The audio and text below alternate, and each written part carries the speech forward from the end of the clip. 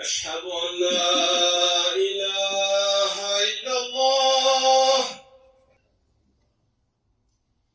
أشهد أن لا إله إلا الله أشهد أن محمدا رسول الله أشهد أن محمدا رسول الله حي على الصلاة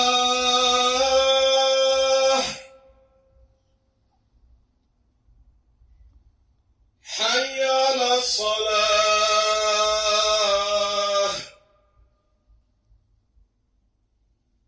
حي على الفلاح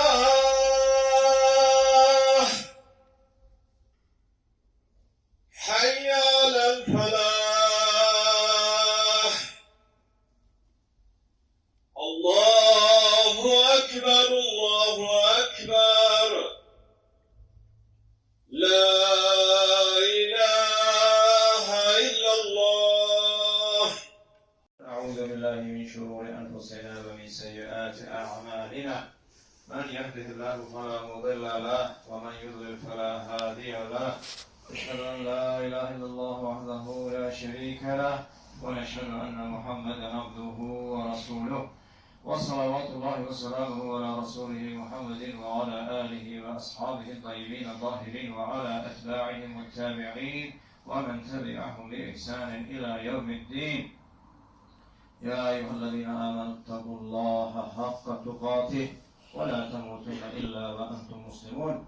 يا أيها الناس اتقوا ربكم الذي خلقكم من نفس واحدة وخلق منها زوجها وبث منهما رجالا كثيرا ونساء. أيها الناس قال الله تبارك وتعالى في كتابه الكريم أعوذ بالله من الشيطان الرجيم بسم الله الرحمن الرحيم ولا تقولوا لمن يقتل في سبيل الله أموات بل أحياء ولكن لا تشعرون. Sadaqallahul azim. Bugünkü cümlə xutbəmizin mövzusu Allah nəzərində, Allah qatında ən uca məqam olan şəhidlik haqqında olacaqdır. Dəyərli müsəlmanlar, şəhid, şahid olan, hazır olan deməkdir. Ölüb yox olan, qeyb olub gedən deyil. Buna görə də Bəqərə surəsi 154-cü ayədə Rəbbimiz Azze və Cəllə bizə şəhidlərə ölü deməməyi əmr edir. Şəhid canın müqabilində cənnəti satın alandır. Şəhid cəmi bir dəfə ölərək ölümsüzləşəndir. Şəhid az əməllə böyük nəticə əldə edəndir. Şəhid fani ömür sıfırlarının qabağına şəhidlik birini gətirərək əbədiləşəndir. Şəhid gözündə ölümü kiçildib, sanki ölümü ələ salandır. Şəhid gül bağçasına girən şəxs kimi döyüş meydanına girəndir. Şəhid mənəvi dəyərləri uğrunda hər şeydən daha dəyərli olan canını fəda edəndir. Buxarədə gələn hədisdə Allah Resulü sallallahu aleyhi ve sellem şəhidlik həsrətini belə ifadə etmişdir. Canım əlində olan Allaha and içirəm ki, Allah yolunda vuruşub öldürülmək, sonra dirildilmək, sonra öldürülüb təkrar dirildilmək, sonra öldürülüb təkrar dirildilmək, daha sonra təkrar öldürülüb yenidən dirildilmək istəyərdim. Rəhmət Peyğəmbərinin sallallahu aleyhi ve sellemin şəhidliyi ucaldan bu sözlərindən onun inananları, müsəlmanları müharibəyə təşviq etdiyi başa düşülməməlidir. Onun istədiyi haqq yolda səbir və cəsarət göstərməkdir. Necə ki, o, sallallahu aleyhi ve sellem, sahabələrinə, Allah onların hamısından razı olsun, müharibəni istəməmələrini tövsiyə etmiş və Müslimdə gələn hədisdə belə demişdir. Düşmənlə qarşılaşmağı əsla istəməyin, ancaq qarşılaşdığınızda da səbirli olun. Şəhidliyin fəzilət və mükafatını daha yaxşı anlayan, daha yaxşı dərk edən sahabə nəsli bəzən ata ilə oğul, bəzən isə kiçik qardaşla böyük qardaş müharibədə iştirak edərək şəhid olmaq mövzusunda bir-biriyle yarışmışlar. Buxarı ve Tirmizi'de gelen hadiste ise Allah Resulü sallallahu aleyhi ve sellem belə buyurmuştur. Ölerek Allah katında hayırlı bir dereceye nail olan kullar içinde şehitten başka hiç kes ona içindekilerle birlikte dünya verilse bile tezeden dünyaya gelme istemez. Şehitliğin ne kadar üstün bir derece olduğunu gördüğüne göre dünyaya qayıdarak şehit olmağa yeniden can atar. Buxarda gelen hadiste Bedir şehitlərindən Harisə İbn-i Suraqənin radiyallahu anh'ın anası Rübeyyi Peyğəmbərimizin sallallahu aleyhi ve sellem'in yanına gələrək belə dedi. Ey Allah'ın Resulü, Harisənin qəlbindəki yerini bilirsən. Eğer o cənnətdədirsə ona göre ağlamaram. Lakin orada değilsə necə yaz tutup ağlayacağımı göreceksen. Allah Resulü sallallahu aleyhi ve sellem belə buyurdu. Sen ağlını mı itiribsən? Senin oğlun en uca olan Firdevs cennetindədir. Nəsai'nin gelen hadiste Allah Resulü sallallahu aleyhi ve sellem Abdullah'ın atası Cabir'in yanına xəstə ziyareti niyetiyle girdikdə oradaki kadınların biz senin ölümünün Allah yolunda şehitlik şeklinde olacağını zannedirdik diye ağlaştıklarını gördü ve böyle dedi. Siz ancak Allah yolunda vuruşarken öldürülmeyi mi şehitlik sayırsınız? O zaman sizin şehitleriniz hakikaten azdır. Allah yolunda vuruşarken ölmek şehitliktir. Dahili hastalıklardan ölmek şehitliktir. Yanarak ölmek şehitliktir. Boğularak ölmek şehitliktir. Dağıntı altında kalarak ölmek şehitliktir. Ağlını itirerek ölmek şehitliktir. Hamile iken ölen kadın da şehittir buyurdu. Demek değerli kardeşler, bu hadis bize iki büyük mənanı ifade ediyor.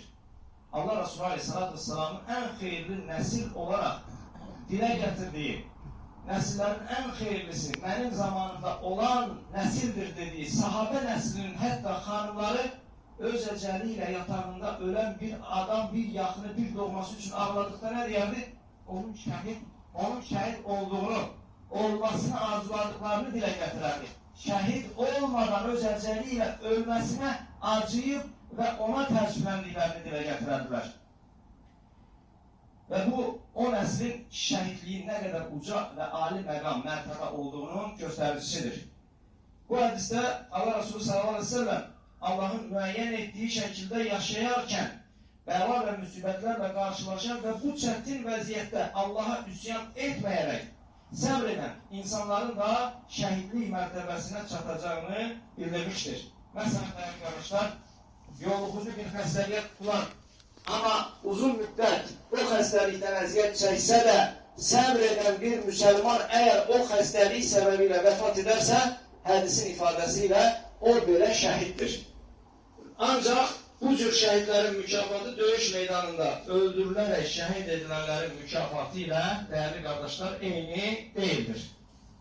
Buxarda gelen hadiste Uhud dövüşünden evvel Useyrim ləqəbi ile tanınan Emr İbni Sabit üzündeki demir zireh ile Peygamberimizin sallallahu aleyhi ve sellem'in yanına gelerek ey Allah'ın Resulü birinci vuruşup sonra Müslüman olsam nece olar? Demek ki Medine əhalisindən bir nəfərdir. Hələ Müslüman olduğunu dile getirmeyip Uhud dövüşü evveli gelir Allah Resulü aleyhissalatü vesselam deyir ki icazə ver dövüşüp sonra Müslüman ol. Diye soruştukta Peygamberimiz sallallahu aleyhi ve sellem birinci Müslüman ol sonra vuruş dedi. Bundan sonra emin şəxs elə oradaca İslam'ı qəbul ederek vuruştu ve dövüşte şehit oldu. Bu adamın şehit olduğunu eşiden Allah Resulü aleyhissalatü vesselam az əməl etti ancak çok kazandı dedi. Değerli kardeşler, düşünün ki Müslüman olduktan sonra bir neçə saat veya da bir neçə dəqiqə sonra şehit olan bir mərtəbə, şehit olan bir şəxs hakkında Allah Resulü aleyhissalatü vesselam ne deyir? Hatta başka sahabeleri belə yani qibdə ilə baxacaqları bir hadisədir. Az əməl etdi ama çok kazandı buyurur. Buxarda gelen hadiste Haram İbn-i Milhan radıyallahu anh bir məunə dövüşünde yaralandığı zaman bedeninden akan kanı eli ile üzüne ve başına sürtmüş ve Kəbənin Rəbbinə and içirəm ki mən kazandım demişti. Demek ki değerli kardeşler sahabenin nəzərində Allah yolunda müqəddəsatın qorunması yolunda, dəyərlər uğrunda öldürülə bilmək, itirmək yox, qazanmaqdır. Dəyərli qardaşlar, 44 günlük vətən müharibəsində dinini, namusunu, şərəfini və müstəqilliyini qorumaq, tövbələrə çevrilmiş məscidləri bərpa etmək, dağıdılmış minarələrdən yenidən əzanların verilməsini təmin etmək və işğal olunmuş ərazilərdə yenidən müsəlman əhalinin yaşaya bilməsi uğrunda hər kəsə cəmi bir dəfə verilən canlarını fəda edən cəsur oğullarımız düşmənə dəmir yumruq endirdi və 8 noyabr 2020-ci il tarixində ədalət bərpa edildi və şanlı ordumuz 3000-ə yaxın əskəri şəhidlik mərtəbəsinə ucaldı. Allah Azze ve Celle imanla Rabbimizin huzuruna çıxan bütün şəhidlərimizə rəhmət etsin, onların dərəcələrini, ali məqamlarını uca etsin. Onların bizə qoyub getdikləri əmin amanlıq, azadlıq və müstəqillik nemətinin qədrini bilib, şəhidlərin ailə üzvləri və qazilərimizə ehtiram və qayğı göstərməyimizi də Rəbbimiz hər birimizə nəsib eyləsin. Dəyərli qardaşlar, xütbəmi bir şeirlə tamamlamaq istəyirəm. Əcdadını zənn etmə, əsrlərcə uyurdu. Nereden bulacaktın o zaman eldeki yurdu? 3 qitədə yer qanayan izləri şahid, dinlənmədi bir gün o böyük nəsl mücahid. Dəyərli qardaşlar, Allah müsəlman əcdadımıza, Allah imanlı əcdadımıza, Allah bizə İslam ənənəsini qoyub gedən imanlı babalarımıza və xüsusilə də şəhidlik mərtəbəsinə çatan bütün müsəlman kişi qadınlara qəni rəhmət eyləsin. Barakallahu li və lakum fil Qur'an-ı azim və nəfa'ani və iyyəkum bimə fihi minəl ayəti və zikri